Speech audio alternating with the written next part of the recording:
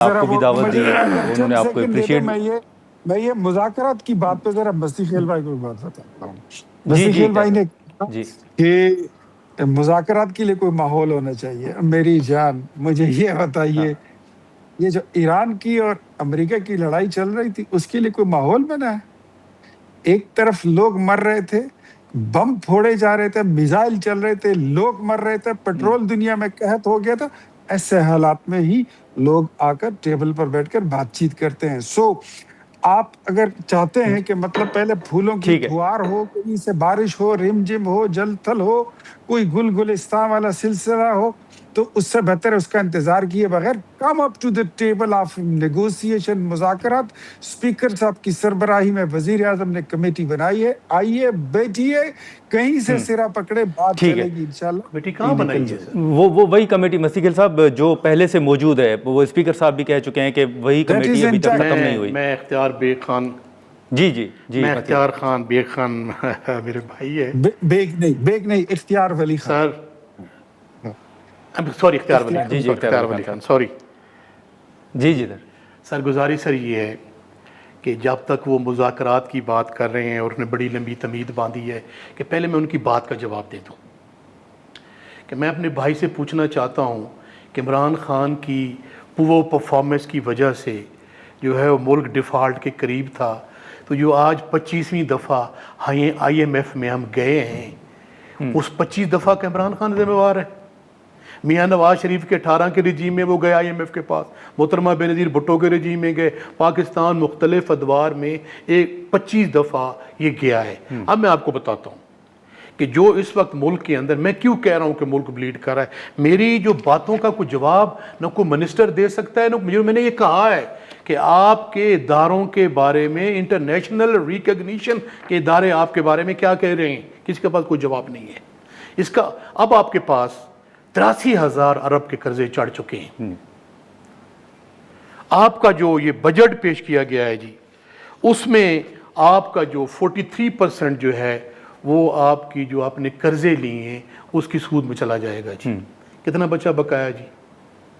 آپ اس وقت پاکستان کے عام شہری جو 25 کروڑ عوام ہے، اس کی فلاح، اس کی بہبود، اس کی تعلیم، اس کی تربیت، اس کی ہیلتھ، اس کی امن و امان کے لیے 5% خرچ کر رہے ہیں. دوسرا میں یہ کہنا چاہتا ہوں کہ 1947 سے لے کے اس وقت تک جو 83,000 ارب پہ قرضے گئے ہیں، عمران خان کا بیچارے کو وہ مرد الزام ٹھہراتے ہیں، اس کا تو یار 3.5 سال، 4 سال کا ٹینور ہے. میں آپ کو بتاتا ہوں بھائی جان، میری بات، لیڈرشپ کیا ہوتی ہے، ویژن کیا ہوتا ہے، پروگرام کیا ہوتا ہے.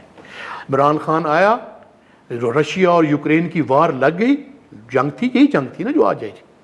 اس کے بعد جو کرونا آیا، کرونا کے جو حالات تھے، آپ کی فضائی، آپ کے بحری، آپ کے زمینی، آپ کے مارکیٹس، آپ کی ہر چیز جو تھی وہ بند تھی. اتنی حد تک کہ خدا کی قسم میں اپنے گاؤں میں گیا عید کے موقع پہ، میرا بیٹا ہے جی، مجھے مبارکباد دینے کے لیے آیا تو بھاگ کے دور سے آیا، پاپا پاپا. جب نزدیک آیا کہتے پاپا آپ کو پتہ نہیں ہے کرونا ہے، مجھے ایسے کر کے وہ مل رہا ہے. دشمن کا بھی نہیں پتا تھا کہ ہمارے سامنے کرونا. اس حالات میں عمران خان اس اکانومی کو اٹھایا، اس کا ویژن تھا. اس نے 1,65,00,000 گھرانوں کو 1.8 ٹریلین کا جو ہے احساس کفالت پروگرام دیا. اس نے جو ہے وہ 10 لاکھ کا ہیلتھ کارڈ دیا. اس نے عام غریب عورت، خواتین، بچے یتیموں کو اٹھانے کے لیے پیکیج دیے. اب میری بات سر یہ ہے کہ اگر مشکل حالات میں، ان کے دور میں جب پیٹرولیم کی پرائسز $120 فی بیرل تھی، تو پاکستان میں تیل کی قیمت کتنی تھی سر؟ 140 کے قریب، 140-50 جی. اب جو 70 پہ چلی گئی ہے تو کتنی پرائس ہے؟ $300. کی اس وقت قیمت کیا تھی، آج کیا ہے؟ ٹھیک ہے، لیکن میں سر جی میرے بھائی نے مجھے کہا ہے نا سر. اب ہم کیا کہتے ہیں؟ ہم یہ کہتے ہیں کہ ملک پہ، قوموں پہ مشکلات آتی ہیں، پریشانی آتی ہیں، آپ ان کو مل کر کیسے نکلتے ہیں؟ سر وہ یہی آپ اگر پرائسز کی دیکھیں نا سر، نہیں، اختیار صاحب یہی بات کر رہے ہیں کہ وہ جو اسپیکر کی کمیٹی ہے وہ تو ابھی تک انٹیکٹ ہے نا. جہاں تک انہوں نے یہ بات کی ہے، میں اپنے بھائی کو ایک ٹپس دے رہا ہوں، اور میری وساطت سے آپ کی پورے پاکستان کی عوام بھی سنیں گی کہ جو میں آپ کو بتا رہا ہوں یہ حکیم لقمان کے پاس بھی یہ نسخہ نہیں ہے. اچھا.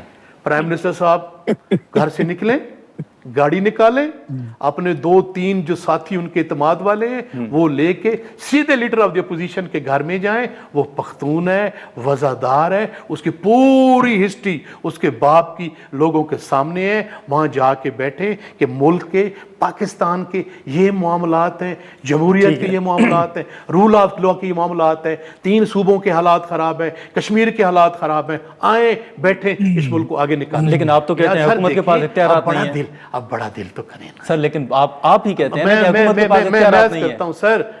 میں اگر اقتدار میں خدا کی قسم ہوتا, میں اپنی گاڑی نکالتا, میں لیڈر آف دا اپوزیشن کے گھر میں جاتا, ان کے ساتھ بیٹھتا, جوڑ کے کہتا کہ آؤ بھائیو بیٹھو, آپ کو الیکشن پہ عدم اعتماد ہے, آپ کو معیشت پہ عدم اعتماد ہے, آپ کو سیاست پہ عدم اعتماد ہے, ہم نے اپنے سسٹم کو کیسے مضبوط بنانا ہے, آئین کو کیسے مضبوط کرنا ہے, جمہوریت کو کیسے مضبوط کرنا ہے, مشکل حالات میں آگے کیسے بڑھنا ہے.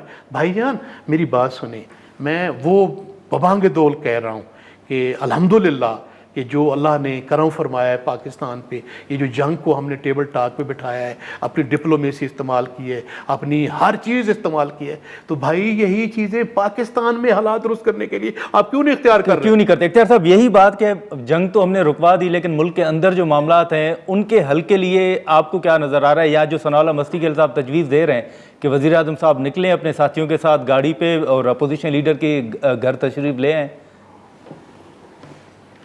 ثناء اللہ مستی کھیل صاحب کیا ان کی جو تجویز ہے میں وہ سن رہا تھا کہ جی مطلب تجویز دینا, دوسرے کو مشورہ دینا دنیا کا سب سے آسان کام ہے, لیکن یہ اچھا ہے کہ ہماری ہسٹری ہے. آپ کے جب وزیر اعظم تھے تو وہ اپوزیشن لیڈر کی سائڈ سے نہیں آتے تھے, کبھی ایک بار انہوں نے اپوزیشن لیڈر سے ہاتھ نہیں ملایا تھا. میرا وزیر اعظم چلو بھائی جان ماضی کو چھوڑتے ہیں, آگے بڑھتے ہیں نا سر جی. سن چلو کہتے ہیں ماضی کو چھوڑیں, آگے بڑھے نا بھائی جان. ذرا سن, میں ماضی کو اب آپ نے حوالہ دیا, میں تھوڑا سا بول کے آتا ہوں آج کی حال پہ. میرے وزیر اعظم آج بھی جب آتے ہیں تو آپ کے اپوزیشن لیڈر سے, آپ کے پارلیمانی لیڈر سے, آپ کی پارٹی چیئرمین سے, اسد کیسر صاحب سے, سب سے ہاتھ ملا کے پھر اپنی سیٹ پہ جاتے ہیں. یہ ہماری تاریخ ہے. میرے وزیر اعظم وہ تھے جو 2013 میں الیکشن جیت گئے تو آپ کے لیڈر کے گھر چلے گئے کہ آؤ مل کر چلتے ہیں. میرا اپوزیشن لیڈر وہ تھا جب آپ کی حکومت تھی تو شہباز شریف صاحب نے فلور آف دا ہاؤس کہا کہ آؤ مل کر میثاق معیشت بھی کرتے ہیں, میثاق جمہوریت بھی کرتے ہیں. آپ کے وزیر اعظم اپوزیشن کے لوگوں سے بات تک گوارا نہیں کر سکتے تھے, وہ ہاتھ نہیں ملانا چاہتے تھے. آج کے اپوزیشن لیڈر کے پاس بالکل آپ کہتے ہیں جمہوریت کے لیے, اس ملک کی ترقی کے لیے, امن اور آشتی کے لیے, میں اپنے وزیر اعظم سے گزارش کروں گا کہ وہ جائیں, وہ ملیں ان کو. لیکن کیا آپ کے جو اپوزیشن لیڈر ہیں, جو آپ کے لیڈر نے نامزد کیے ہیں, جہاں پر بلوچستان میں کھڑے ہو کر وہ کہتا ہے کہ مجھے 1-1 اور 2-2 بندے دے دو, میں لشکر تیار کرنا چاہتا ہوں ریاست کے خلاف, فوج کے خلاف اور وطن کے خلاف, اس پہ معافی کون مانگے گا؟ یہی تو جمہوریت ہے نا. معافی مانگے. اپوزیشن لیڈر کے دامن پہ یہ داغ لگا ہوا ہے, یہ بات ان کے دامن کے ساتھ ان کے گلے میں لٹکی ہوئی ہے کہ ایک صوبے کا بڑا لیڈر, ایک ملک کا قومی اسمبلی میں بیٹھا ہوا اپوزیشن لیڈر, تمام اپوزیشن جماعتوں کی نمائندگی کرنے والا پیش امام, وہ کہتا ہے کہ 2-2 بندے اپنے گھر سے جوان دے دو, بندوق اس کو ہم دیں گے, پیسے اس کو ہم دیں گے, ہم نے لشکر تیار کرنا ہے. What does it mean? کیا جمہوریت میں, پارلیمانی روایات میں, قانون کی حکمرانی میں ایسی باتوں کی گنجائش ہے؟ مستی خیل بھائی نہیں ہے, بالکل نہیں ہے. تو we should look into this. اور یہ ان باتوں سے آگے تبھی بڑھیں گے جب ان چیزوں پر کوئی معذرت تو کرے کہ آپ اپنی فوج پر حملہ کریں گے, اچھا اپنی FC پر گولی چلائیں گے, اپنے ملک کے سپاہیوں پہ گولی چلائیں گے, ان کے خلاف لشکر تیار کریں گے, ریاست کے خلاف بغاوت کریں گے, باغی پیدا کریں گے. نو وے, ٹھیک ایسا نہیں ہوگا. ٹھیک ہے جی. ہمارا بالکل 2 ٹوک, اور میں اپنے بھائی کو اور پورے پاکستان کی عوام کو بڑے کیٹیگوریکلی انداز میں ڈنکے کی چوٹ پہ کہہ رہا ہوں کہ ہم جمہوری لوگ ہیں, ہم سیاسی لوگ ہیں, ہم آئینی لوگ ہیں. ہم پاکستان کے تمام اقداروں کی تقدیس کے قائل ہیں، جو آئین پاکستان کے تحت ان کے اختیارات ہیں، ہم ان کے تحت حاضر ہیں۔ یہاں تک بات ہے کہ میں نے شروع میں کہا تھا کہ ہم جو بھی آئین پاکستان کے تحت اختیارات ہیں جس ادارے کے ہیں وہ ہمارا ادارہ ہے، ہم اس کی ریسپیکٹ کرتے ہیں، کلیئرٹی کے ساتھ ہونی چاہیے۔ فوج ہماری ہے، یہ جو عدلیہ ہماری ہے، یہ جو بیوروکریسی ہماری ہے، یہ پارلیمان ہماری ہے، ہم اپوزیشن ہیں۔ ہمارے ساتھ جو زیادتی، جو ناانصافی، جو ظلم، جو بربریت، ہمارا مینڈیٹ چھینا گیا، ہمیں گولیاں ماری گئی، ہمارے جو لیڈران ہیں جیلوں کے اندر ہیں، ہم اسے آئین پاکستان کے تحت کوسچن کر رہے ہیں، سوال کر رہے ہیں اور جمہوری جدوجہد جاری رکھے۔ نہ ہمارے ہاتھ میں کوئی کلاشن کوپ ہے، نہ ہم نے کوئی جیکٹ پہنی ہوئی ہے، نہ ہم ملیٹنٹ ہیں، نہ ہم بلوچ رجمنٹس ہیں، ہم پاکستان کے عوامی نمائندے ہیں، ہمیں پاکستان کے عوام نے یہاں بٹھایا ہے۔ دوسری بات، جہاں تک میں سر عرض کرتا ہوں یہاں تک خان صاحب فرما رہے ہیں اپوزیشن لیڈر کے بارے میں، میں نے سر بڑی دو ٹوک آدمی، میں گیا ان کے پاس، میں نے کہا خان صاحب تو میں ضرور پٹھان ہوں لیکن ہم یہاں سرائیکی پٹھان ہے، پشتو مجھے نہیں آتی، میں بھی سن کے آ رہا ہوں ٹی وی پہ کہ ٹی وی پہ یہ کچھ لوگ کہہ رہے ہیں کہ آپ نے کچھ ایسی باتیں کی ہیں، تو آپ مہربانی فرمائیں آپ اس کا اسمبلی کے فلور پہ رپلائی بھی کریں اور پاکستان کے عوام کو واضح اور دو ٹوک کلیئر کریں۔ اور اس نے پھر اسپیکر صاحب نے جب ان کے بارے میں بات کی تو انہیں اسمبلی کے فلور پہ بولا تھا، ٹھیک ہے نا جی۔ تو مجھے چونکہ پشتو نہیں آتی، پشتو نے کیا کہا، اس نے یہ کہا تھا جی، اب مجھے پتہ ہے میرا جو اپوزیشن لیڈر ہے، جو میں نے ان کو سنا ہے، جو میں ان کو 24 سال سے دیکھ رہا ہوں 2002 کی اسمبلی سے، نیشنلسٹ ہیں، ان کی کیا سوچ ہے، میں ایک پاکستان تحریک انصاف کے نمائندے کی حیثیت سے اور محب وطن پاکستانی کی حیثیت سے، بھائی جان ہم سیاسی لوگ ہیں، ہم آئینی لوگ ہیں، ہم جمہوری لوگ ہیں، ہماری جو آئینی ہوگی، جمہوری ہوگی، کوئی ٹینک ہمارے ہاتھ میں، ہم دیکھیں سر، ہم ہر وہ اس کا مطلب یہ ہوا کہ آپ عمران خان کے بارے میں نہیں، محمود خان اچھا کہ اس سٹینس کو آپ سپورٹ نہیں کرتے، ہم اس کا یہی مطلب لیں گے؟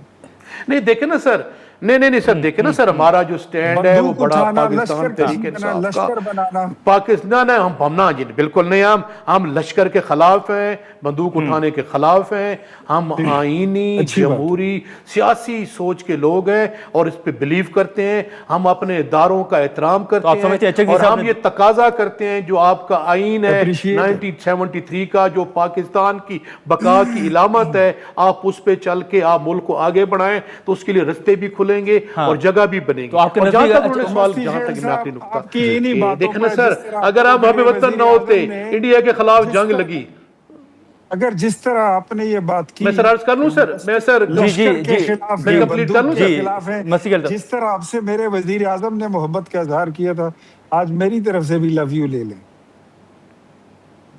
ویری کر نہیں سر، نہیں اس میں ہماری بھائی جان، یہ ہم اس پاکستان کے امبریلا کے نیچے ہم پالیٹکس کرتے ہیں سر، نہیں لیکن میرا ایک سوال ہے، ہر کسی کو واضح دو ٹوک ہونا بالکل آپ کا موقع آ گیا، ہم ایک پاکستان کے امبریلا کے نیچے پالیٹکس کرتے ہیں، ہماری سوچ، ہمارا نظریہ، ہمارا اٹھنا بیٹھنا بالکل دو ٹوک واضح اور شفاف ہے۔